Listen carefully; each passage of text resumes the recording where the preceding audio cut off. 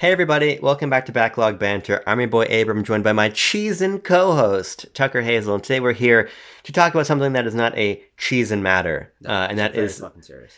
the Wii U on the day of recording, and the day in which Nintendo announced that they will be shutting down the Wii U and 3DS's online capabilities sometime in April 2024. Now, it's a sad day, but this is a video of joyous recollection because we are here to essentially talk about the legacy of the Wii U, just as we did similarly a video about the 3DS a couple months back. Card in the corner talking about 3DS.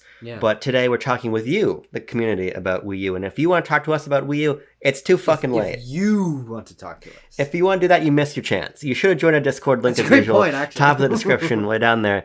Like the video, subscribe to the channel, ring the bell, leave a comment, and go buy the Console Chronicles from lostandcult.co.uk, where I am writing about the Nintendo Wii U, and that's actually was the impetus of this discussion, and it just so happened that a couple days after I wrote my feature about the Wii U, Nintendo announced they're shutting down support for it, so maybe this is my fault. But one way or the other, buy my book and listen to this discussion. But Tucker, we have some really insightful comments from the community about Wii U, and you and I both have very, very different personal histories of the system, and I think that's going to make it really fun to have this kind of larger conversation about what the system meant to Nintendo, what it meant to us, what it meant or conversely didn't mean to the industry as we sort of hold our game pads one final time. And our game stacks. From working on my feature, I actually have a couple games here too. What were you doing with them? I was just having them near you for inspiration. What the fuck is happening? I was just looking at some of the game discs. I was like, what are some really cool game discs we should feature? How's Zombie U? Not that good. No, it's not. I digress. You digress. Tucker, where do we even begin talking about a system as peculiar as the Wii U? Well, I think I want to start where our conversation about this started. Of course, spurred on by, as you mentioned, the piece that you're writing for Console Chronicles. Available now. Which, yes. But you won't have it for a while, but it's available you can put money towards it now. Which is the Wii U's identity in the legacy of Nintendo's consoles and how it has been misshapen over time and how the community perceives it and how you and I perceive it in slightly different ways. And that'll kind of be the crux of our conversation here. But of course, here at BLB, we're bebopping and scatting. We like to go with the flow. And the conversation is splinter and fractal into a bunch of different places. But where it began was the Wii U as a proto-Switch. An idea that has percolated quite a bit since the Switch has become Nintendo's best-selling console and outside of the DS, and has reshaped them in the modern era and frankly saved them from what the Wii U did to them. And that is an idea that we were kind of wrestling with. We didn't come to quite a conclusion in our conversation, which is kind of what this is going to be for, of the Wii U as a proto-Switch. Is that a fair claim to make? How accurate is it to the history of this system, to its place how Nintendo views it, how the community views it, how do those intersect?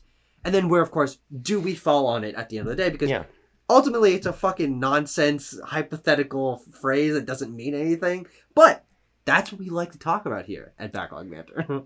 Yeah, I actually want to begin the conversation with a community submission because our good friend Bo Talks Games, I would say it's fair to say one of the sort of preeminent Wii U experts on YouTube, said the following: Wii U legacy is an interesting topic because when it comes to games, most of that will be attributed to Switch. Honestly, in the future, I think when talking about the Wii U, people will just talk about it in the context of being a prototype for the Switch, with the concept of off-TV play actually being done right there. It'll always have a special place in my heart, and at the time, many of Nintendo's first-party series are at their best on it. But like I said, I kind of doubt the Wii U legacy will get much credit in that regard down the line. And I think that this is actually a really fair appraisal of the situation, because the proto-Switch narrative is one that I've personally always found reductive. However, It is. But I also think, and this is where it gets really complicated for me, I think it is reductive and not necessarily in line with what the Wii U wanted to be. Sure. But I think the reality of what the Wii U was really a mess. Mm-hmm. And my ultimate thesis on this system in retrospect is that the proto Switch idea, which I think Bo really nicely lays out there, in hindsight, is the clearest way to look at the Wii U generation and have a sort of distinct takeaway. Mm-hmm. And it's interesting because I think this is the one that even Nintendo themselves share. Obviously, when you and I were at PAX West, we heard a keynote speech from speaker Reggie Fils-Aimé, where he talked about the Wii U basically only through this paradigm and talked about what Nintendo heard, whether this is sort of a retroactive idea that now they're sort of playing as a narrative or whatever. What Reggie said is that Nintendo heard that one of the biggest pieces of positive feedback about the system is that off TV playing your console games on the gamepad was the strength of the Wii U. And I disagree that it was the only strength of the Wii U. I think it was one. Yeah. But as I want to get into, I just don't think that aside from this narrative, there is a concise way to define Wii U the way you can define N64 as Nintendo's sort of assertion of dominance in the multiplayer space and sort of like catalyzation of that as part of their identity. The way you can look at the Wii and say the Wii was all about that blue ocean model. You can attribute a clear narrative that is also a very accurate narrative to a lot of Nintendo systems. I just don't think you can clearly and accurately encapsulate how many interesting innovations and pretty obvious marketing blunders there were for the Wii U. Yeah, and it is that shaky history that makes this so interesting to talk about and puts the Wii U in one of simultaneously most and least interesting places in Nintendo's history. Because one thing that I was thinking about as you were mentioning that the narrative and what Reggie said about the Wii U is the idea that Nintendo learned explicitly from the failure of the Wii U and led directly to the creation of the Switch, something that is basically the exact opposite of what led to the Wii U. They were not learning from what made the Wii a success that led to the creation of the Wii U. They were fucking around and they were trying something new, and that's what created the Wii U. And so the Wii U actually lands in a very interesting place, and I think maybe one of the only places where this has happened in Nintendo's history, especially in the home console space, is the most direct lineage you can take between two consoles of Nintendo's history is from the Wii to the Switch, with the Wii U as like a mutated half-breed child in the middle. Its identity and legacy straddles that line between blue ocean software and innovative hardware of the Wii, and of course the Wii brand, having the Miis, having the more white color palette for the menus and all of that. Then to the Switch, which is that HD home console and off TV play. The Wii U sits in the middle of that, and I find that very fascinating because it acts as like a really, really specific bridge in a way that don't think you can really say like, okay, SNES, N64, GameCube, like that's not as directly a connective tissue there. You know, I think that that's a really interesting point you raise, because when I think about the Wii U, and it's something I want to talk about a little bit later on in the conversation, I always think about the fact that there is literally no other system before the Wii U or since that has facilitated the type of gameplay experiences that Wii U did. True. By merit of its second screen. Mm-hmm. I think that that's 100% true. However, I contend that the Wii U is so directly cut from the same cloth as the Wii that is a significant portion of why it failed. Absolutely, 100%. The Wii U makes a lot of really interesting missteps, I think. Mm-hmm.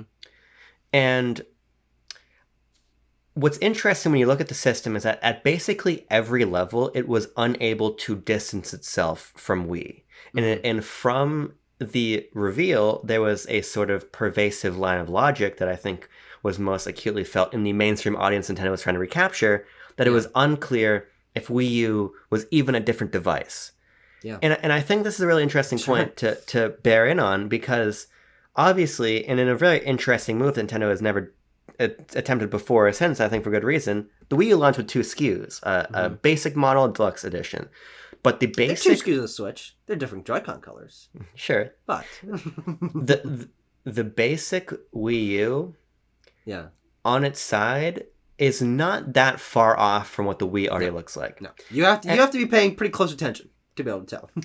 And then you have to start to factor in... Actually, I do want to make one thing clear. Sure. That's the only time Nintendo's ever done that. There is no mistaking any other Nintendo home console for anything even similar to it. Color palettes completely changed. Form factor, shape, across the gamut. But you're right. You gotta have your peepers wide open and know exactly what you're looking for to be able to tell the difference. Yeah, and I think it was not at the time that I'm assuring that this was being R&D'd, and we might know exactly when it was, but I would assume 2009, 2010 as their R&D system initially. Yeah. It's a sensible impulse at the time when the Wii is at the height of its popularity with the average person, that whatever system you move them onto should have the same vernacular. The Wii introduced people to gaming that never played games before. The Wii Remote was a very intuitive piece of hardware. So if you want to recapture the audience, you don't want to sort of confuse them by showing them something that is not that.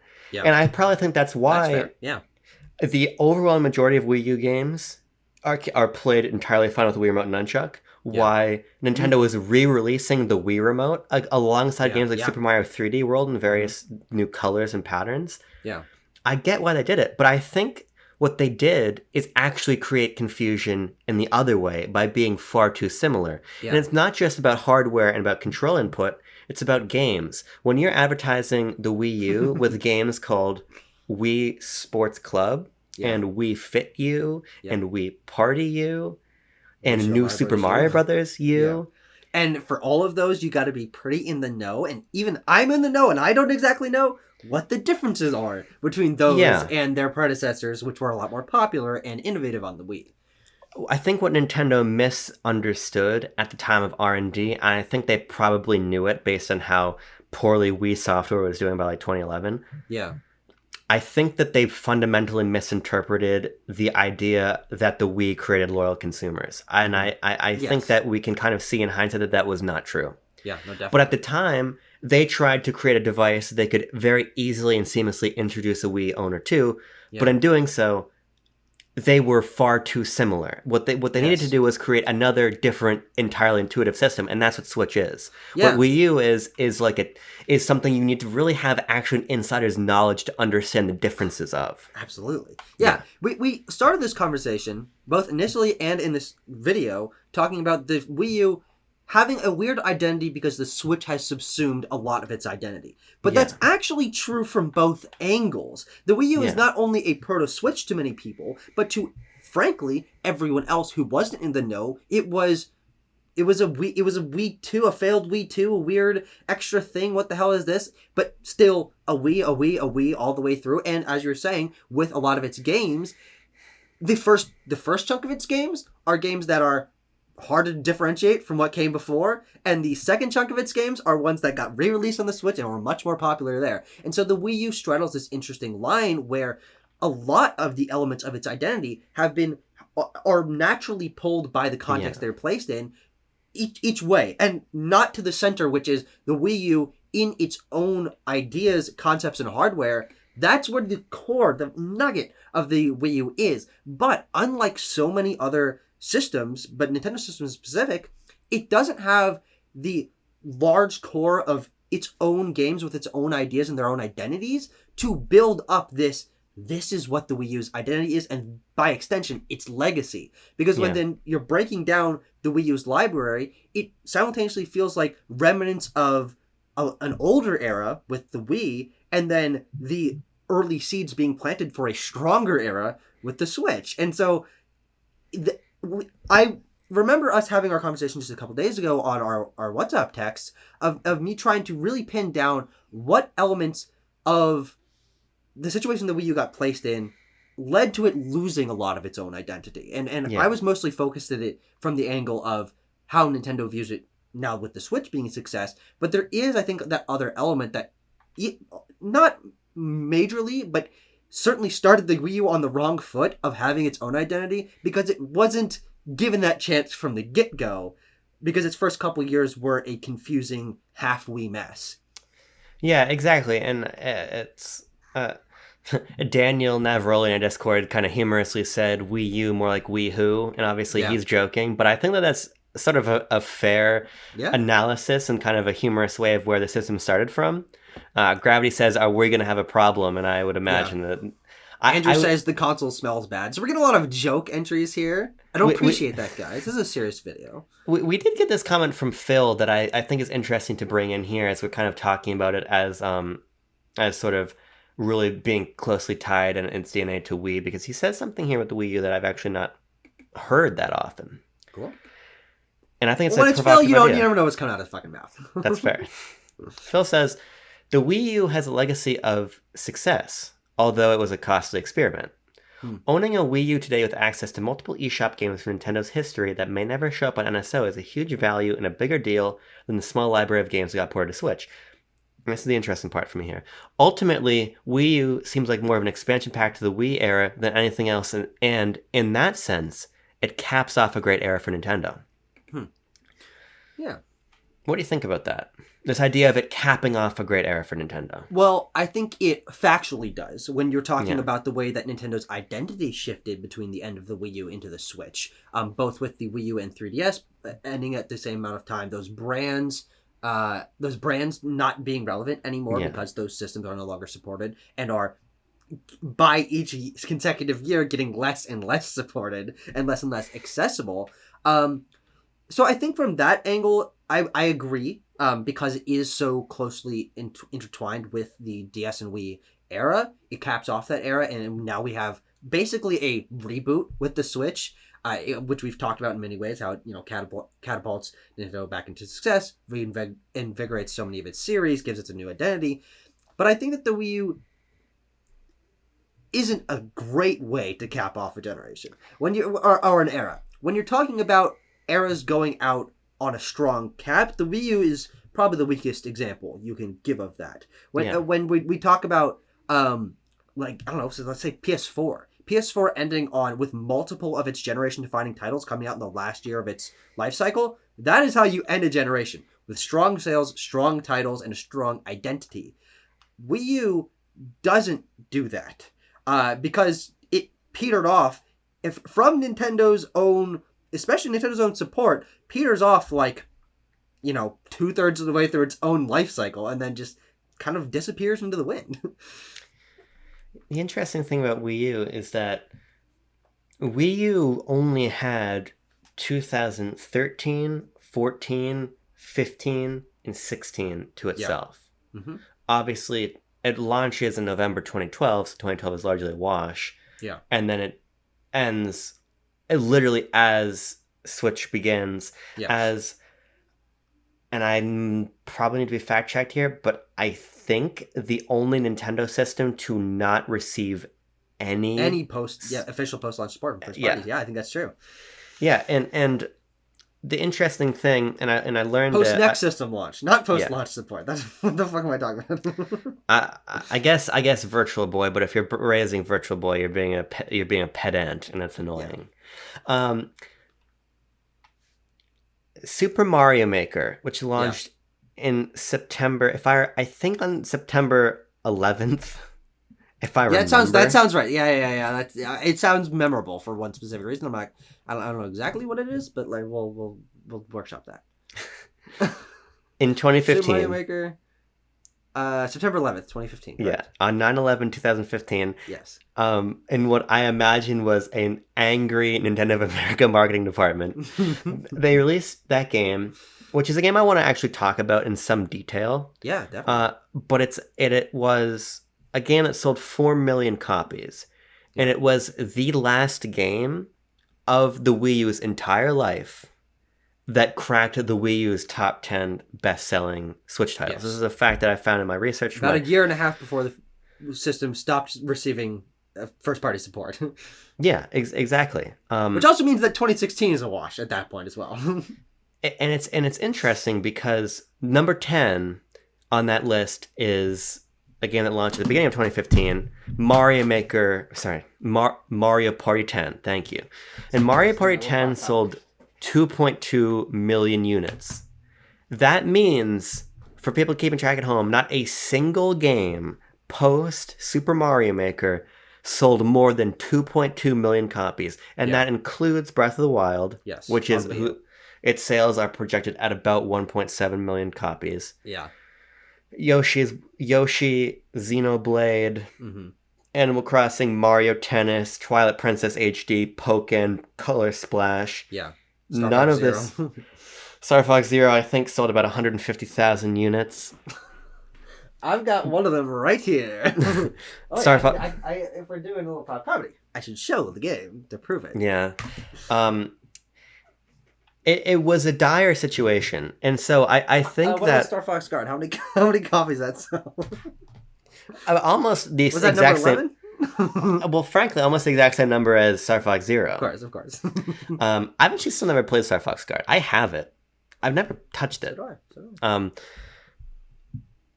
I think that calling this the end to a successful era ignores the fact, from my perspective, that even during the Wii era, software sales were basically taking a nosedive. Yeah. And some Wii U software is very successful. I mean, Mario Kart 8 sold about 8 million units, which means that about 2 out of every 3 Wii U owners had a copy. It's like a 70% attach rate or something ridiculous. Which is ridiculous. And I think the important thing to note about this era at the same time, and it's something that I said, I think, to our friend Brendan in a Discord conversation we were having, most publishers would kill to make $60 of a $60 game that sells 8 million copies, regardless of what the install base of the system is.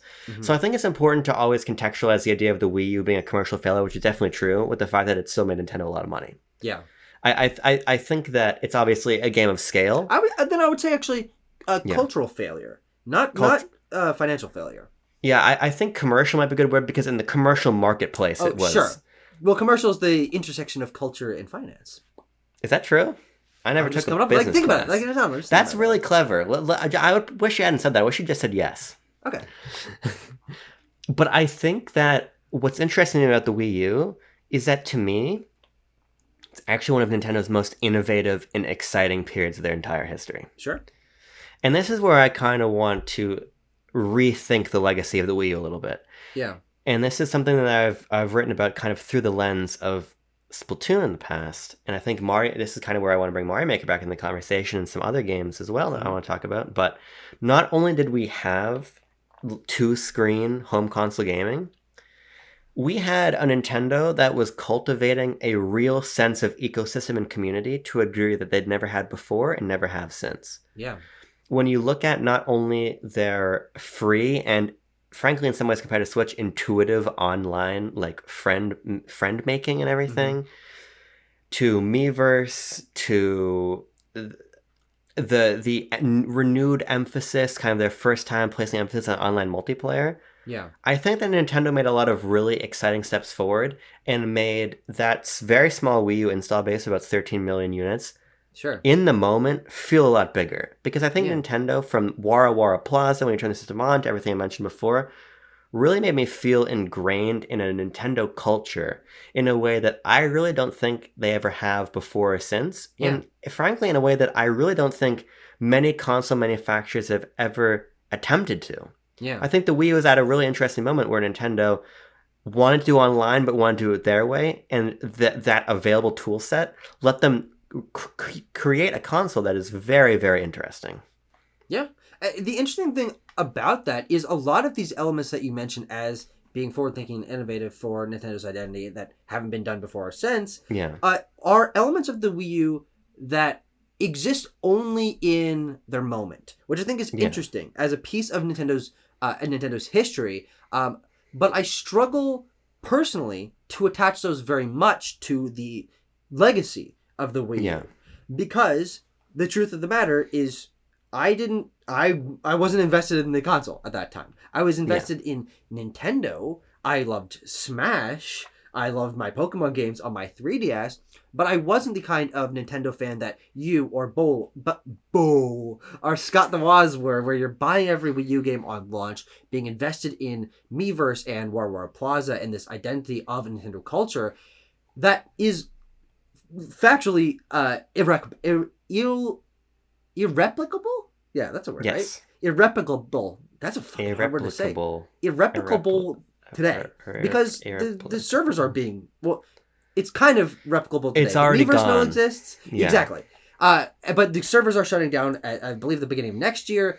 And because I never lived through that, it's something that I have to view as like an external extra factoid on the legacy of the Wii U. It's like, hey, let's be generous and say 5 million people of the 13 million Wii U owners were really into this ecosystem, and it gave them a unique way to interact with one another and be passionate about the games that are coming out. And the start of the Nintendo Direct era and all of that really led to there being a unique sense of passion cultivated by the hardware in that point in time. Yeah. But I don't think that I will admit unfairly, I don't think that factors very much into the actual perceived legacy of the Wii U because not many people were privy to that. It was very exciting. It was very interesting for Nintendo's culture and what they were doing forward thinking wise. But if only a small amount of people were able to really ingrain themselves in that and appreciate it, I think it's difficult to include that as a strong piece of the Wii U's legacy in and of itself. Yeah, I mean, I don't know if I agree, but I think that you are practically right. Sure. In a practical sense. That's what I'm trying. And again, I say, unfairly, it is maybe one of the most interesting elements of the Wii U. The fact that people don't talk about it is what it means, what is why those elements aren't a part of its legacy. And that's why I really enjoy talking about the Wii U. Mm-hmm. Because you're totally right. And I actually think 5 million is probably a fair number to throw out because a lot of the games that were most sort of ingrained in this online sort of play were actually around that number. I mean, Splatoon sold about 5 million. Mario Maker, like I said, sold 4. Mm-hmm. Because all this stuff is gone, only people like myself are able to propagate this idea of the legacy. And I think that's why it goes back to sort of my point from the beginning of the discussion that it really is understandable to explain what the Wii U was purely through the lens of it being, again, a quote-unquote proto-Switch. Yeah. Because they weren't there, and this isn't like a sort of a gatekeepy thing. It's just a statement of reality. Yes, absolutely. I was there, but I wasn't there. Yeah, the reality of what made the Wii U unique to the vast majority of people who now speak about it in retrospect is inaccessible to them. Yeah, and I really don't think, for as much as I enjoy talking about this, I wrote a really exciting piece about Splatoon and what Miiverse and WarWar Plus and everything meant for Nintendo at the time. Mm-hmm. But even if you read me try to explain what was special at that time, it's just not the same as having been there. Yeah. And I think that that's part of why the Wii U is a really interesting case study in games preservation. Yeah. And a really interesting case study in it maybe being okay for certain things to not be designed with preservation in mind. Sure. And the reason I say that is because there was never going to be a reality in which the Wii U could survive with full Miiverse functionality, with full server support forever. Yeah, of course. Yeah, it's just practically not reasonable. Mm-hmm. But a Wii U that didn't have these things, a Wii U that was built to be the same Wii U now that it was then and will be in 100 years, would not be the interesting system that it was. Mm-hmm. And I think you make a really great point about the fact that these things did not translate forward. Yeah. None of this, really, other than what Splatoon sort of inherently retained as a series. And Mario Maker. Persisted. Yeah. It's gone. It's all gone. And I think that that's actually, and maybe this does sound a little bit gatekeepy, but I think that is actually part of why I love this as one of my favorite systems. Sure. Because it has a unique personal resonance. It does. And in some ways, it's almost, and this is a weird comparison, but having been there because I got my Wii U in 2014, so when I was finally able to afford it and have the system, because obviously Wii U launched when we were 11. Mm-hmm. Having been there in 2014, 2015 in particular, because I think those are the good Wii U years. Yes, sure. Was almost like getting to go see your favorite musician in concert. Sure. And then that being gone. And it being an experience that lasted for a certain period of time. Yeah. I think what has been taken forward from Wii U are the only things that could be taken forward from it. And I think that the identity, I think what the Wii U means to me will never be understood again. Yeah. It's interesting when we strip away the elements. So we talked about earlier how lots of Wii U's identity, specifically because of its library, is pulled in a lot of different directions. That leaves the exposed nugget of the actual core identity of the Wii U left behind. It's like a, I don't know, like a fucking it's like the opposite of a pearl. Because a pearl is one nugget of sand that keeps getting covered by a bunch of shit till it's like a little fucking deal. Yeah. Right? It's like if there was a pearl and then all the layers all the shiny layers started disappearing, there was a fucking grain of sand in the middle. But my point is that is the Wii U's actual identity. Yeah. Divorced from the games that were ported to Switch and were able to be reworked. Divorced from the Super Mario Bros. U and Wii Party U, games that were just ostensibly trying to recapture something that was done before. It is the core of Mario Maker and Splatoon and Game & Wario and Nintendo Land, and maybe a handful of others that are left behind as the Wii U's core identity that truly used its hardware to its fullest potential. Were Nintendo operating at its most creative in that moment and not doing things that other people were doing or that they had done before. And that is what's left in the Wii U. And it's pretty small. And something I was thinking about when you were talking about how because of the online functionality of the Wii U, so much of that is not able to be replicated today. It wasn't before and won't be able to be since. Is I kind of think the Wii U, in its incredible uniqueness, is the only console that really applies to historically. It might happen again in the future, who knows? But when you think about the identity of something like PS2 and what made that so exciting, it was the great graphics of those games. It was the fact that the system was also a DVD player. It was these franchises that started on there or were popularized on there. All of those are elements that can still be replicated today. You can pop a DVD into your PS2 and watch it still. Or Xbox Live with the original Xbox. Okay, you can't do that on the original hardware anymore. At least I think you can. But playing Xbox games online, and in most cases, literally Xbox titles online, can still be replicated in the modern day because Microsoft have been so good about recapturing that backwards compatibility and having their games continue forward. You can do a Halo 2 LAN party the way you could back in 2005. But the Wii U, in the fact that it had unique online interactivity through Miiverse and unique hardware level gimmicks that can't be replicated elsewhere, is kind of the only system that has such of its own strong identity that you can't go back and do that because those things were shut down. I mean, even when you think about the Wii was motion controls and the innovative nature of that and the great elements of its games, but most of that can still be recaptured. Yeah. And then if you add the extra layer on top of, there being a digital download shop, the Wii Shop for the first time. Yeah, you can't do that. But you can download games still, so you can know what that was kind of like. There are not really facsimiles of the Wii U's unique identity in any other console. In a way that I think you can draw comparisons to what made so many older consoles unique and exciting to what continued forward into the 360 and the Xbox One, the series, and then the subsequent PlayStation systems. And even in some ways, the Switch having an eShop and motion controls, like those are kind of doing what the Wii did as well. But the Wii U, with Miiverse, with WarWar Plaza, and a touchscreen and off two-screen gameplay, no one else is doing that. And not even the Switch. Yeah, and that's really how I remember the Wii U. And that's why I still have the system hooked up. I mean, obviously, part of what we're talking about here and this sort of moment in time stuff is totally gone. Yeah. But I still regularly play Nintendo Land and Game & Wario. Mm-hmm. Because I think that... About, what, like 75 hours in Game & Wario?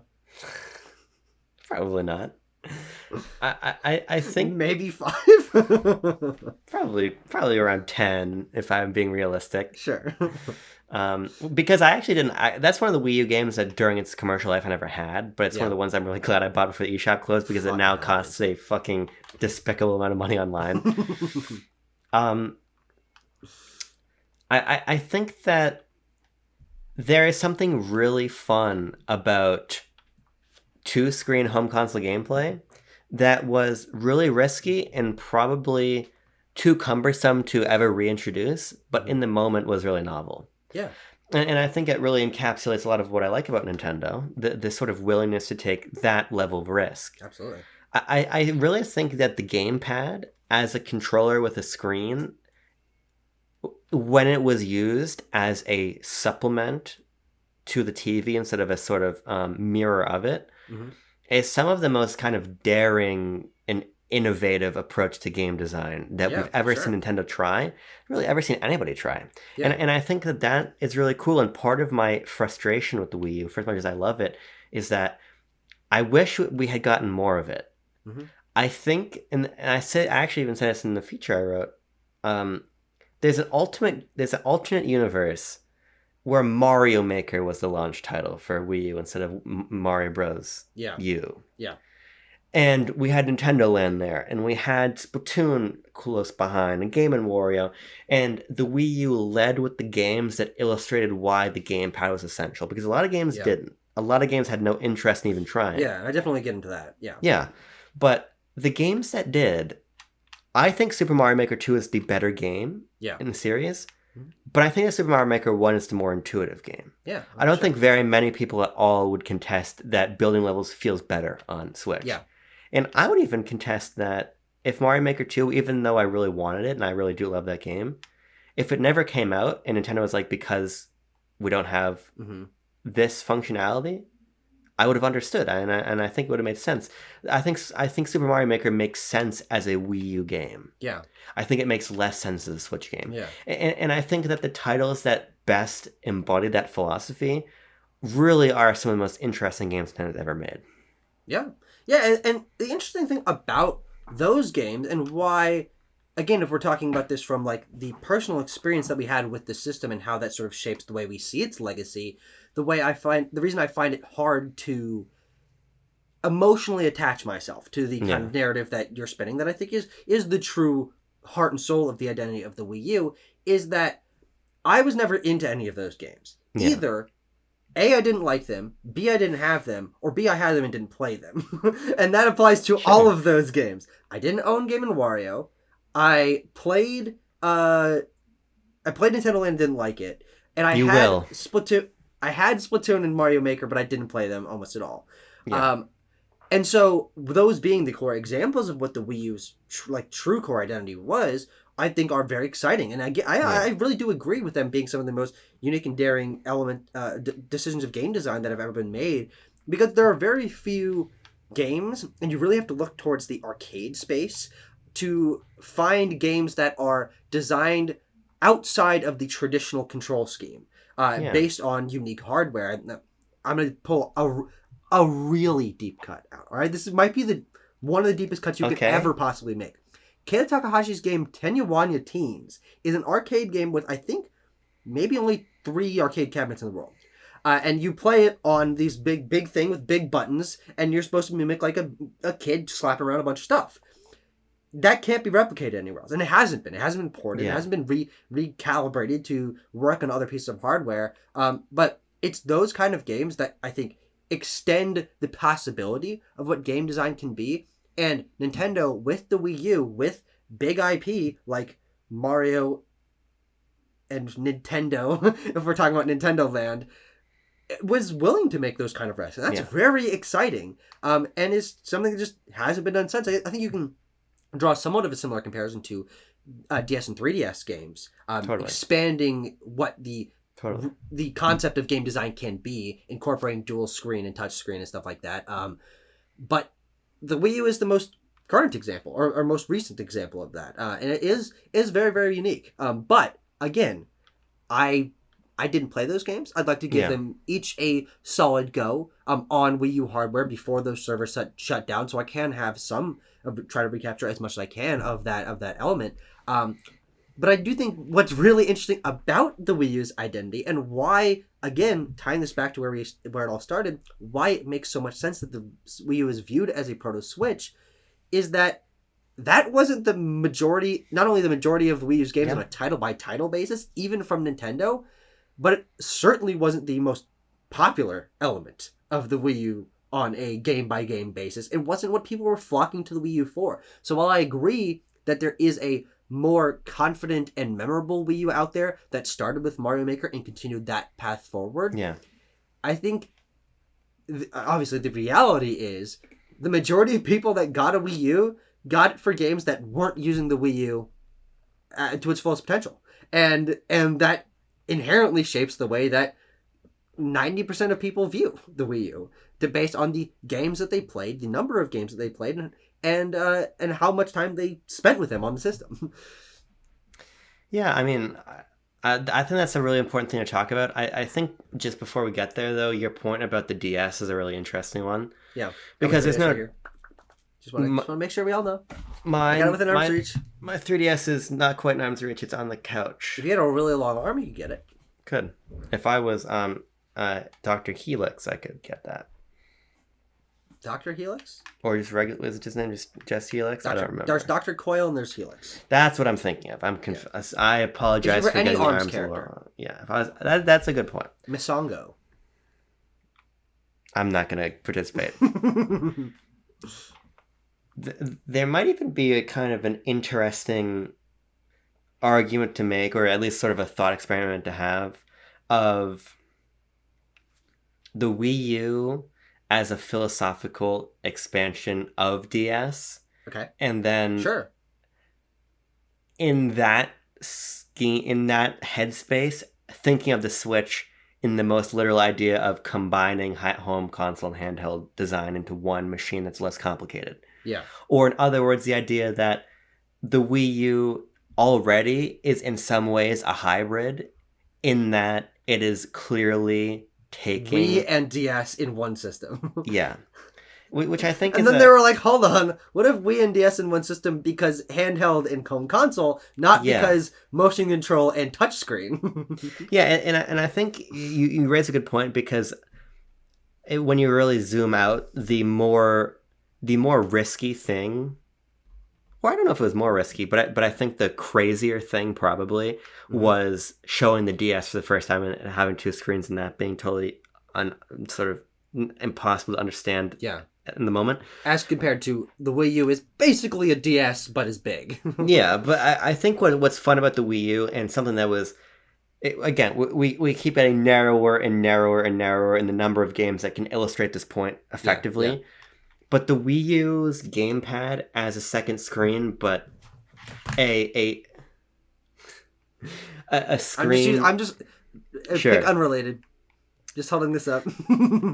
a screen that sort of works not in tandem with the TV screen, but in inherent opposition to it.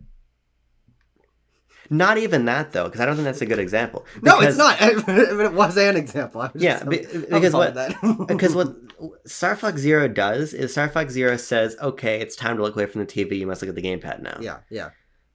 What particularly Nintendo Land and Game & Wario did was say, the gamepad is a second screen, but it is something that is not meant to be viewed by a player in the same sort of plane of gameplay. Yeah. You should have one person over here with this, and everybody else should be on the TV. And what happens then when you ostensibly have kind of two entirely different play environments talking to each other? And that's something that was sort of illustrated effectively, even less than just the general ability to show that the gamepad in two-screen gameplay as a larger concept was interesting. But... two games. Yeah. It seems like I actually have not played Wii Party U. There's a chance that has some elements. I haven't played that either. That's one of the few Wii U exclusives that I've never played. It is. I would actually say it is likely that Wii Party U falls into this category. But hold on, let's actually be fair. I need to make a correction. Bowser Party and Mario Party 10, which I maintain is the most fun I've ever had with Mario Party. Well, also fits this category. Island Tour for me, but you know. We're getting off track. Let's take it back to what you were talking about. This idea of the majority of games not engaging with the hardware in this way. Actually, you don't have many games that are examples of that, because my copies of Mario Kart and Smash and Donkey Kong are at another place. But these are I don't know. These are kind of examples of that. No, those are perfect examples. These are 4 good examples. Yeah. What do you make of this idea? Because I've been talking a lot. I want to check the Wii U best-selling games because I think that just to give a little bit more clear example of what I was stating earlier before we switched over to that amazing stuff that you just said, is the idea that for most people the Wii U wasn't the Wii U. It was a way to play games that you could have played on any other system, as proven by how many of them were ported to the Switch later and largely didn't have to have many inherent changes made to their design. Which, looking from the top here, actually, I'll just go from the bottom to the top of top 10. Or I'll extend it to 11 because Tropical Freeze is number 11. Tropical Freeze, obviously, that can be played anywhere. It's basically Returns again. It's a 2D platformer. It doesn't use the gamepad like at all. It just you can play it on that screen, obviously, as you can every other game. Mario Party 10, that's a good half example. There's one side mode where it's a core part of its identity to be on the Wii U. Wind Waker HD, obviously, it's Wind Waker. There are some elements of Wind Waker HD, but those can also be reworked. New Super Mario Luigi U, New Super Mario Luigi U, no, that was ported. Mario Maker, yes, but also no, because then it was 90% of it was recreated elsewhere. I think it still counts. I absolutely think it still because counts. I would say that and you said, what's the game you said just before? Luigi. Wind Waker HD. Oh, sorry. Because I think there's a category of games that work elsewhere but need a rework. Yeah. Wind Waker, they're quarter usage. Yeah, I mean Wind Waker is the easier one to do. I actually think that playing Zelda and having all of your map or shit on the gamepad while you're playing with the Pro Controller is amazing. Yeah.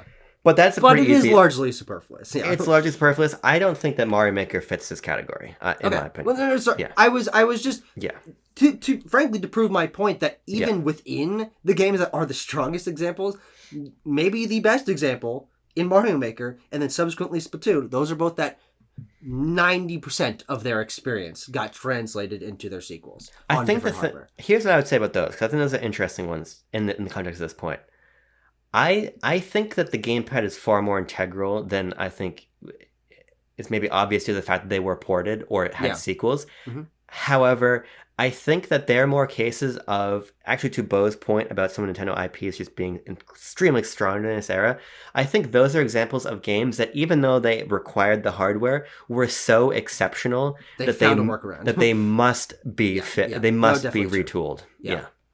Interesting one so number 6, Splatoon, we were just talking about. Yeah. Number 5, interesting, Nintendo Land. I did not realize that sold better than Splatoon and Mario Maker. Obviously, I think bumped up by being a launch title. It's unclear also because that game was bundled into Deluxe Edition Wii U. It's unclear if that's counted. It's probably counted because Nintendo counts bundled copies of Wii Sports, so I'd assume it's the same case here. They count that for Mario Bros. On NES.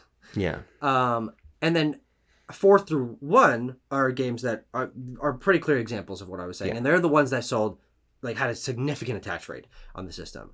Smash 4, New Super U, 3D World, and Mario Kart 8. Yeah. And so the point being that I actually do think that I was proven a little bit wrong of there being a good amount of these games that used the Wii U's hardware to its fullest and were the best examples of that in that top 10, which I think is really interesting to see a balance. But then you get to the top of that list and you start getting the biggest titles, which I think is really interesting. And I think this is kind of the point that I was making to kind of support the fact that the Proto-Switch narrative is reasonable to believe as a part of the Wii U's legacy, is Nintendo even didn't fully commit to the Wii U's hardware identity and gimmicks and what made it unique as a system. Because when the biggest games from the biggest IP are not using this hardware to its strongest, that shows that Nintendo was even like, yeah, we know that this is kind of either holding our titles back from being, as popular and as accessible as they can be, or that we don't want to risk being making these games that heavily lean into Wii U gamepad use at the chance that will alienate enough of the player base to where they won't sell as well. And so then you get Mario Kart 8 where it's either a map or like you can use it as a horn, right? Isn't that true? Like you can go, yeah. That's that. Or it's Smash 4 where you can either one person plays on it, or I think it shows like the health bars or like the percentages of like participating players on there. It's New Super U where you can put the fucking blocks down, but no one ever fucking does that.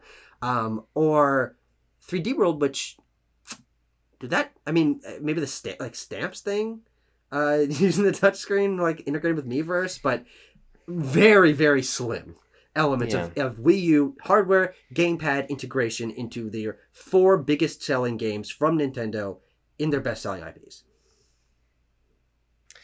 Yeah, it's interesting because I think that I think you're right, but I think at the same time, this sort of demonstrates how there was always that my ideal ultimate alternate reality of Wii U software was never a particularly reasonable one. In that, how do you make Smash? A necessarily 2-screen experience. I'm sure there are ways, which is why I place the emphasis on this for Mario Kart, for Smash.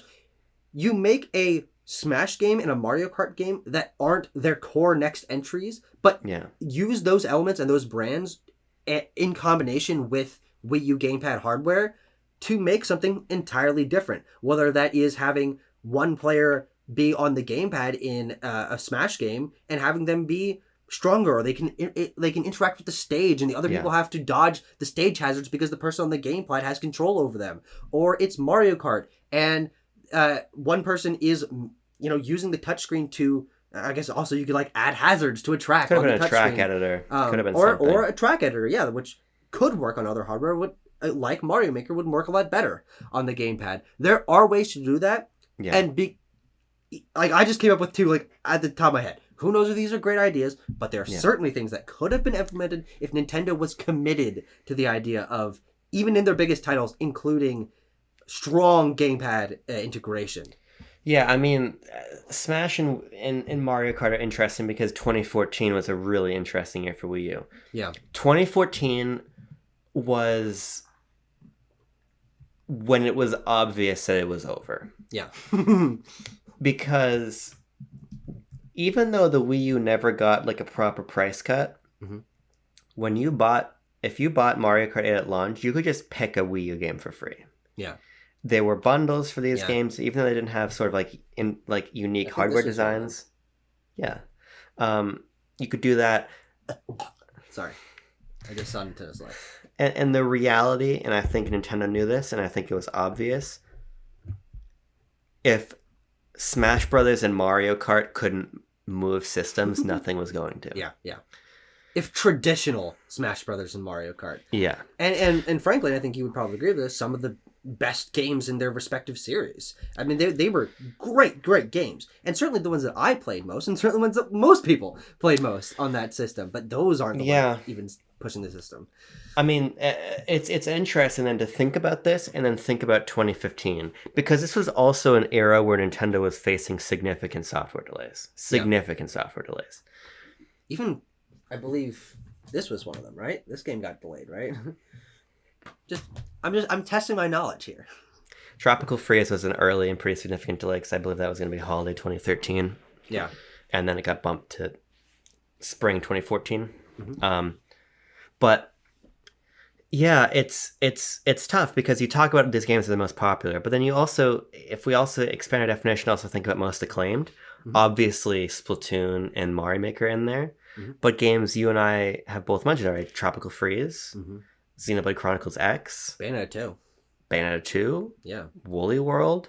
So many games that were considered at sort of the pinnacle of, frankly, Nintendo polish and quality.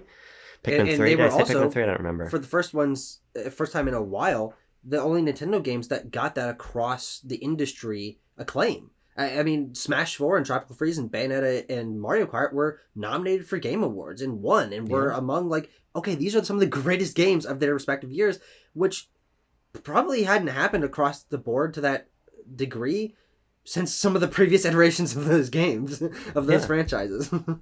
Yeah, I think when you make games of extremely high quality, you don't want them to die. Yeah. And I think that Nintendo realized with Switch that practically we need to never have the level of software droughts that we've been having. Yeah. So we can very sort of easily move these games to Switch. But I think there's also a component of we made fucking amazing games here. Yeah. And we want more people to play them. And more people did. Yeah. None of those games sold worse on Switch. No, they all sold better, yeah. And some of them sold significantly better. Yes. Mario Kart being an obvious example, but not the only one. Yeah.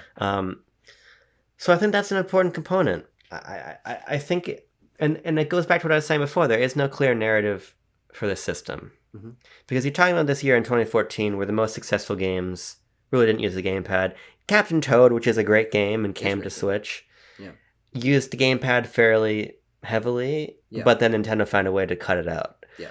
Because I think that this idea of finding a way to get these games off the platform was important. Mm-hmm. And I think that they were proven right. As frustrating as it was for me as a Wii U owner and an early Switch owner, saying I want more original software because I was here for all of these games. Yeah. The reality in hindsight is... the honest truth is your perspective was really like the dictionary definition of selfish. That will not make sense to anybody. I'm never going to play Tropical Freeze on Wii U again. Yeah. I'm never going to do that. And I think that's part of the problem. Same with Captain Toad. Yeah. Same with Mario Maker, although that's a little bit different. And it's as you were saying, this is really what effaces the identity of the system. Absolutely. Because even me, I would say that on an enthusiasm level, I'm among the biggest Wii U fans. Absolutely. 100%. I'm going back to my Wii U for the very small cross-section of games that didn't move over. Yeah. Star Fox Guard. I'm not one of these fucking crazy people on Twitter talking about how the Wii U version of 3D World is better. Mm-hmm. Or whatever. Which I don't think it is. I think that this is a tangent. I think that you can make this argument pretty coherently, and that when you play this Switch version of 3D World, the added movement options and game speed kind of break out of the level design of the base game.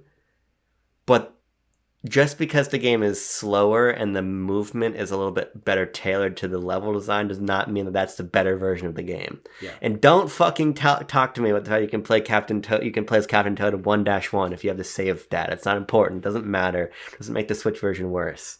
This is not important to the conversation. The differences between Wii U ports Wii U games and their Wii U port counterparts on Switch, I think, is really interesting because it's where stuff was cut and where those changes could be made in so many of these games. The vast majority of the Wii U's library being able to be ported, I think is frankly that's the nail in the coffin for the Wii U's legacy. Because you were talking about the fact that all these games sold better, and it's not because they were Wii U games that people were just waiting to play. It's because they were always great games, and in some cases even better on that original hardware. Talking about something like Mario Maker, but I think this is where really my attachment to the Wii U comes in, and this is where my personal emotional connection to the system lies. Is that even though the reality is I played most Wii U games through their ports on Switch. And I loved them there.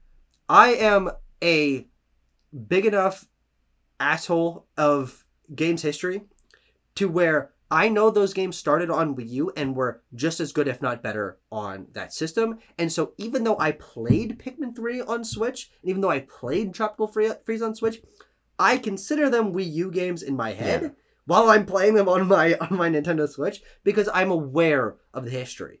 And that gives me this chance through their ports on Switch to continue to experience the Wii U library through fresh releases on the current system, and through them being sometimes a little bit more accessible to me, in most cases cheaper, especially now. But the reality is, I am a very specific kind of person to be able to retroactively attribute these great games to the Wii U's hardware and library, and that they were always present on there. The amount of people that play Mario Kart 8 Deluxe and Tropical Freeze and Pikmin 3 and Hyrule Warriors and Captain Toad and on Switch, and they're phenomenal games, some of the best games of all time. They're playing them as Nintendo Switch games, and so when they think about, oh man, the great library of the Switch, it includes 8 Deluxe, it includes Pikmin 3, it includes Tropical Freeze. But I count myself semi-lucky that I'm able to appreciate the Wii U's legacy and identity through the ports on Switch, because I'm aware that they were always as good as they are on this system, because the core was as great as they are on Wii U. This is where I actually want to bring the idea of Proto Switch to a little bit of like a complication. Okay. I think that you can look at the library in some ways and look at it as being Proto Switch generation. Mm-hmm. And I want to have a couple examples here, particularly from the Zelda series. One of them always gets me in trouble when I bring it up. Mm-hmm. The Legend of Zelda Breath of the Wild is a Wii U game. It was developed for Wii U. It was supposed to come out only for Wii U. It was pretty obviously delayed to cross-release on Switch. Yeah. To your point, the cultural connotation of Breath of the Wild said it is a Switch exclusive, because why would it not be? Yeah. It literally outsold its Wii U counterpart by about 12-1. Yeah. But there's no doubt that the sort of Nintendo willing to take risks and reinvent franchises was working during the Switch era. Sure. You mean the Wii U era? Wii U era, sorry. Yeah. I'm being infected by this new narrative. Oh, no. This fucking Switch is infecting your mind. Oh, fuck. Breath of the Wild is the result of Wii U era decisions. Sure. Switch is also, the hardware is undisputably a result of Wii U era decisions. Mm-hmm. But there's other things too. I think Hyrule Warriors is the game that should get the credit that Mario and Rabbids gets. Okay, sure. Because with Hyrule Warriors, Nintendo took The Legend of Zelda, not only one of the most coveted IP, but the IP that they lent out and were burnt on in the past with the CDI games. Sure. They gave it to Koei Tecmo. But Capcom did them good, though. Let's be categorical there. That's fair. Now, obviously, it's not like Nintendo only develops games internally. Bandai Namco has been a very long time partner for Nintendo, developing their games either in part or in full. They led Smash to them. Yeah. However, I think that Hyrule Warriors is a uniquely un-Nintendo game. Sure. And I think it was the beginning. They would never make a game like a Musou game. Are you fucking kidding me? No, I mean... And now there's 4 of them! Yeah, it literally is somebody else's game that they said, yes, you can do Zelda. It's no different than Cadence of Hyrule. It's literally the exact same thing as Cadence of Hyrule. And so I think that we need to realize, for as much as Nintendo is sort of draconian with their IP in this era with like the Nintendo Partner Program and various things, they were making the sort of decisions that have led to a sort of freer use of IP in the Switch era. Yeah. So I think there's no doubt that there is a lot Starlink. Like Starlink, which is not a good game, and it's not a good replacement for Star Fox. Anyone who said that to you is wrong. There is a lot of philosophical overlap or continuation from Wii U to Switch, and I think that's something that sometimes goes underappreciated. Sure. Is that? That's really all I have to say. Yeah. No, it's an interesting thread to draw, because I didn't play Hyrule Warriors. Frankly, I still have never played Hyrule Warriors, but I realize now. You honestly helped me to realize something. Of course I knew that Koei Tecmo made Hyrule Warriors on Wii U many years before Cadence of whatever. Fucking, I'm sorry, I don't remember the name. Brace Yourself Games made Cadence of Hyrule. This is why I keep you around. These fucking factoids. But the honest to God truth is, I'm sitting there watching that fucking Ninja presentation, and there's a fucking indie team making a Hyrule game. Like, they gave the IP to someone else. And I'm shitting my pants. And I'm like, oh, wait, I didn't play that game. But You haven't played Cadence of Hyrule? Download that for my account. It's a great game. Okay. I'll play it. But, yeah, that's interesting. You taught me something here. Yeah.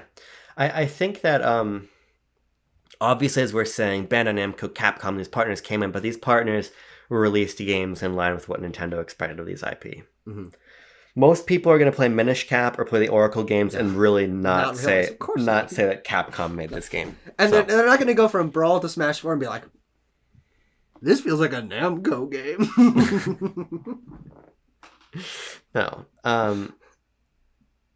So I think that there's a lot of interesting threads. New Pokemon Snap. Sorry, just want to throw another one. Yeah, that's a great example. Interestingly, though, another great example, Pokken Tournament. Sure. Obviously, that's sort of the Pokemon company making the decision, so it's not as relevant as Hyrule Warriors is, but that's another interesting one. Yeah. I want to kind of give you guys a couple Wii U memories, sure, if I may, as I'm eulogizing the system. Then we can talk about anything else you want to talk about, wrap up the final community submissions. Community submissions is most of what I'm into, I got my Wii U in September 2014. The abridged story is first day of school, first day of tennis practice, I shattered my wrist. It's the worst injury I've ever had in my life. Yeah. Yet. Fair enough. I'm real sad. I'm moping around the house. I just had surgery. I'm in a fucking enormous cast. I'm showing my parents gameplay of Mario Kart 8. I'm like, I really want this. I had asked for a Wii U in 2012. Mm-hmm. But unbeknownst to me, by the time I asked for the Wii U, they had already bought me like an iPod Touch, and like, who can fucking afford to get an iPod Touch and a Wii U? That's a lot of money. Yeah. So like, obviously, the die had been cast. Finally, get my Wii U. It'd be pretty easy to get those two now for a pretty reasonable price. Yeah. I finally get my Wii U, and I had the bundle that came with New Super Mario Bros. U because Nintendo loved to make a Wii U bundle. They loved a good bundle. They didn't love to design custom hardware, but they loved a good bundle. They loved a good included. Only one. And I remember getting the system and just adoring Mario Kart 8. That was... I have it over there somewhere. I'm just using my prop comedy to its absolute fullest. You have your fucking Wii U. You got your Mario. You got your Mario Kart. And then I remember Hyrule Warriors as a really special one for me because that was the first Wii U game that I got day one because it was sort of the next contextual release. And I just remember thinking that game was so cool and playing a shit ton of it. And I've played more of that game than all the other Warriors games combined, probably because I don't like any of the Warriors games out of the first Hyrule Warriors. But I just think that there's no doubt that this is a very special system to me, in part because I got it when I was 13. Yeah. When there was a summer of Splatoon where I maintained a friendship after I'd changed schools with one of my best friends at the time through Splatoon. We played it every day. I remember playing that test fire for the first time and being like, I can't believe this is a game Nintendo's making. And then every single day playing that. Trying to write goofy shit on Miiverse to see if we get in trouble. Trying to make it show up in the Miiverse stage in Smash Brothers. Yeah. Getting Mario Maker. Some bad stuff show up there. Bad stuff showed up there. Fucking around on Miiverse in general. Posting when I would beat a game on Miiverse. And getting Yaz. Because you got Yaz. You didn't get like hearts. You got Yaz. Really enjoying the Virtual Console on Wii U, which is an exceptional Virtual Console. Yeah. It took a long time to get going, but I met Metroid Prime through this system. I've played so much Nintendo Land with my aunt and with my sister and with Jean and just laughed in a way that a lot of systems multiplayer games don't make me laugh. I think that Nintendo Land is one of Nintendo's very best local multiplayer games ever. And there was rough patches for sure. I mean, 2016 was fucking terrible. It was terrible. The only game I got on release that year was Star Fox Zero. And I don't hate that game, like a lot of people do. But it was not especially good. There was a marked difference between that in 2016 and Christmas morning 2015, waking up to Xenoblade Chronicles X and Yoshi's Woolly World, and just loving those games. And Christmas morning after showing... Xenoblade X on for Christmas? For Christmas, yeah. Showing that game to my dad and being like, man, look at this world. Isn't this amazing? And it was amazing. Yeah. And then going and playing Smash Brothers with my friends and the DLC characters and collecting Amiibo. I mean, I literally have spent thousands of dollars on Amiibo, and they're all on the shelf. And it is because in November 2014, my mom bought me the Link Amiibo when I went to get Smash Brothers. Trading a bunch of shit to play Tropical Freeze. I mean, I've got memories with like all of these games. Yeah. Getting Mario Party 10 and my sister and I playing Bowser Party constantly. This is a very, very important system to me. And I think that it's important for people to recognize that part of the reason I love Wii U is because I have memories with literally almost every single one of these games. There is only a very small handful of Wii U games I've never played. A very small handful. So, I just love this system. I really, really love this system. But I'm not the only one that loves it, Tucker. It's true. God forbid. we have some other people who left some comments. We got a Phil one out of the way. We got our Andrew one out of the way. But Sith Scott gave us a nice meaty one. Yeah. Sith Scott says, it's definitely a weird stepping stone from the more casual audience of the Wii to the more loyal branded fan base it has now on the Switch. The best part of the Wii U was really how it showcased innovation that Nintendo had in its wings. We got Mario Maker, the structure of Mario Kart 8 Deluxe via Mario Kart 8. We got good friendships. Nintendo licensed third-party games with Hyrule Warriors that blossomed into the relationship today, where Koei Tecmo helps develop Fire Emblem games with Three Houses. I didn't steal your points, Scott. I just don't read these submissions till we record. This is like eerily similar to multiple things we just talked about. We also got to see the beginning of some weird collabs, like Shin Megami Tensei and Fire Emblem. Yeah, it's a very interesting game. They may not have done well with the Wii U, and nobody in the casual audience really saw it as anything but another extension of the Wii. However, I appreciated it letting Nintendo make quality games it wanted to do and had a strong focus on first-party IPs. Though it was also a weird beginning of the end for third-party support at release. That's a very interesting part of the Wii U. Wii U third-party multi-platform games generally didn't cut it very well and quickly started showing the differences between the higher-powered competitors in the space. And I'm just going to jump to his last name. Wii U overall may have failed as a console, but succeeded in a direction that Nintendo was able to take in order to become the behemoth it is today. The third-party support is really the only thing we haven't really touched on there, and it is interesting to look back at launch Wii U. Yeah. It had Mass Effect 3 and Arkham City Armored Edition and Ninja Gaiden 3 and... Injustice. There's one other on my tongue. Assassin's Creed 3. Thank you. Assassin's Creed 3 and Black Flag was on Wii U. Wait, is it 3? Yeah, Assassin's Creed 3. Yeah, 3 and Black Flag were both on Wii U. Call of Duty, Ghosts and Black Ops 2 are both on Wii U. There was like a moment where it looked like Nintendo had solved the third-party support problem, but it was a moment. It was like a few months span. Yeah. Yeah. I didn't really play any of those games, I have to say. I never really had those on Wii U. There were so many other games to play. Absolutely. That is an interesting point. There's no doubt that the Wii U library looks better in hindsight. Absolutely. Because we got Metroid back eventually, and we got a proper Animal Crossing eventually. Well, actually, no, we've still not got a proper Animal Crossing. I'm fucking around. The reality of the situation was in the moment. Yeah, and 3D Mario.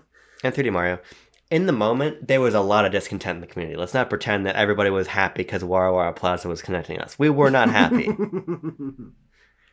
was a great place to complain. It was a great place to complain. We had me first. Because you could say Nintendo's 2016 sucks ass and then get a bunch of yes. But that's the thing about it. The Wii U library was small, but pound for pound, I think that with the exception of the games that Scott DeWaz popularized hating, which is a joke because everybody hated these games already. Yeah. But pound for pound, the quality of a Wii U game was arguably higher than maybe any other system. Sure. Period. Yeah. Because there's less, but every game was extremely, extremely good. Yeah. Just a very interesting point. I did do the research, and I averaged the Metacritic scores of every single first-party game on Wii U and Switch does come out on top. So, yeesh. I'd be interested. I mean, it's this data literally cannot be generated. Yeah.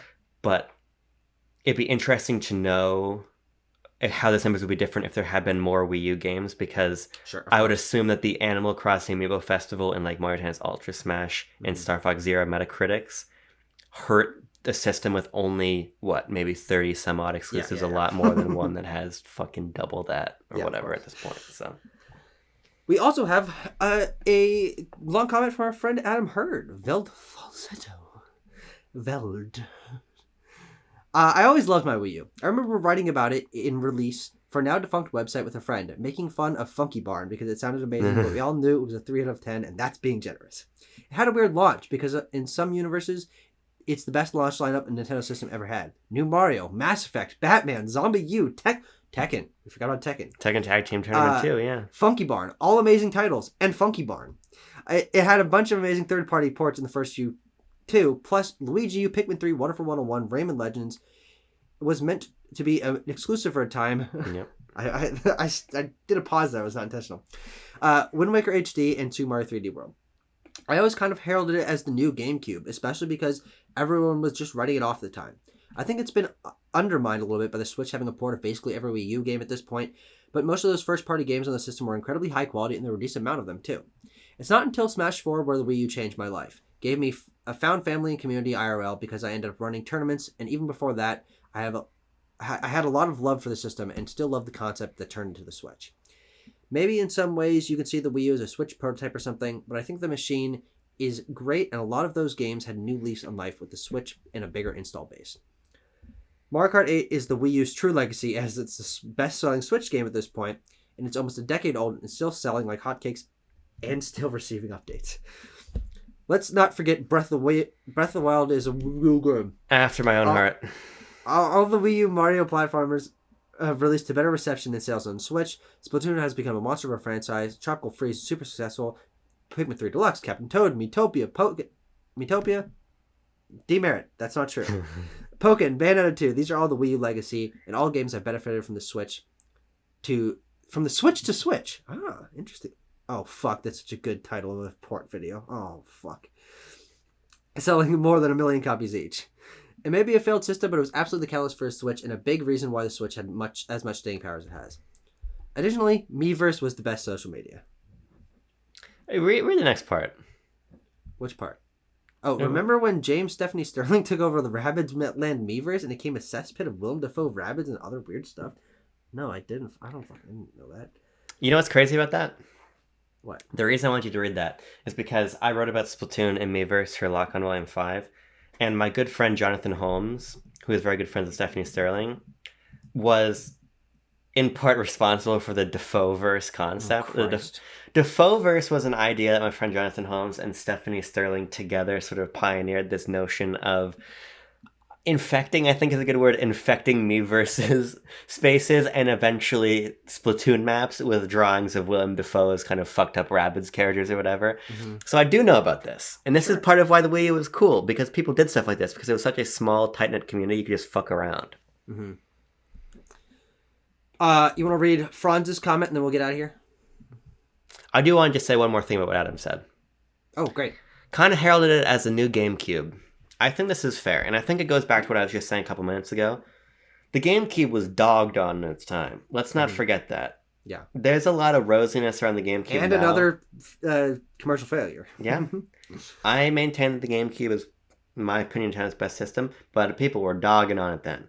Mm-hmm. And while Wii U, I think, in retrospect, has not had these sort of flowers that the GameCube has gotten since it was gone, and I do probably think never has a chance to. No, but I do think in some ways, to Adam's point about the ways that the Wii U's games found success on Switch, counts to an extent. I would absolutely. And I do think that it's important to note that the notion of it being a proto Switch might be reductive, but it also is not a negative. No, absolutely not. When people say that, they're attributing Nintendo's greatest success. Yeah. I mean, I would consider Switch to be Nintendo's greatest success, not its most successful device, but probably its greatest success.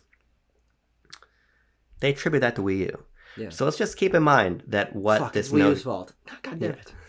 Keep in mind that. Yeah. Also says, remember Nintendo made a stage in Smash 4 that would show off random Miiverse posts? Yeah, it was a bad idea, I think.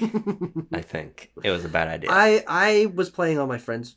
I have a picture on my phone somewhere that's just like the N-word in the background of it. Of course. And I was just like sitting there like, I was playing that game like sitting on a fucking beanbag in my dad's house, and I took out my phone. I'm like, I can't believe I'm seeing this right now.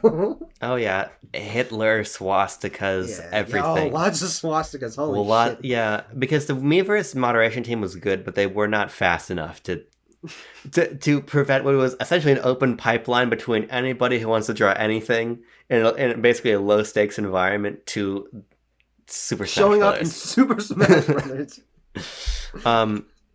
I wish Miiverse is still around. It wasn't for not everybody even in my a hidden heart. way. It's just on the screen. You're just playing the game. Adam says Miiverse will forever be in his heart as the best social media. I love Miiverse. Let's just make that clear. I never made a Miiverse post. I also never played a Wii U game online before. It was fun even just playing Super Mario 3D I guess World. I must have played Splatoon. Can't really do that otherwise. It was super fun playing Super Mario 3D World and seeing people's little Miiverse messages pop up. Obviously, this idea first implemented New Super Mario Bros. U, but Babylon's Fall finisher, our friend Franz, has the last word of the day. And Franz says, and I quote, this is a quote, direct quote, I'm not lying, I'm not making this up. Franz says, quote, don't shoot the messenger, these are his words, not mine. Franz, Babylon's Fall finisher, says, and I quote, if the Virtual Boy is the Sega Saturn of Nintendo, the Wii U was the Dreamcast of Nintendo without it being their last console, of course. It's going to have its hardcore fans, but in general, most people are going to look at it as a, quote, beta switch type deal on the pure fact that its games and format being carried over in large capacity. I still like the system a lot, but I'm guilty of wanting most of its games ported to Switch that are able to be looking at something like Chronicles X just for convenience's sake. If Nintendo Land and Game & Wario are trapped in this thing forever, then you bet your ass it will be set up to the TV. Yeah. The Saturn actually has fans, so ignore my analogy. People like Virtual Boy. Or person likes Virtual Boy. I can think of a person likes Virtual Boy. The interesting thing, the final thing about the Wii U as a proto-Switch and its legacy is that we talk about the Wii U being a proto-Switch primarily because most of its games were put onto Switch, and that's where they're most popular. And that not being a negative thing. But I think also the Switch ports, while they might be the thing most pulling the Wii U's identity away from itself, away from its having its own core identity, I also think it's probably the best thing to happen to the Wii U in retrospect. If 85% of the Wii U's amazing library has been ported to Switch and those games got the flowers they deserve, that is just better for everyone. That those great games found their home and now can be considered as easily accessible as they are and as critically acclaimed as they are, some of the best games of all time. And you can easily imagine a world where, like the Dreamcast or the Virtual Boy, the games on that system are inaccessible. They're well, Virtual Boy games aren't great, but they're inaccessible and you can't really play them, so people don't really talk about them. But the Wii U's library is talked about constantly because those games are still selling to this day because they were put on the fucking Switch. And so even if the Wii U's library is not its own in large part and in highest part, the Wii U's library is higher acclaimed and more popular now than it ever has been because they were ported. And so the Wii U's legacy is hardly its own. It's got a nugget there that is very interesting and I think we pinned down clearly today. But the Wii U's legacy lives on now longer than it easily could have. And that's really exciting to think that we're still feeling those ramifications and we're still getting those games. And frankly, we're probably not done with Wii U ports, which is interesting to think about. But yeah, the Wii U is a fascinating part of Nintendo's legacy. And its own legacy, while uncertain, is very interesting to talk about. You love getting pinned down, don't you? Fuck you, dude. Fuck you. You wanna sit up? Huh? You wanna sit up straight? Come on. No, I want to do foot worship in this video. Finally. Like Yuri.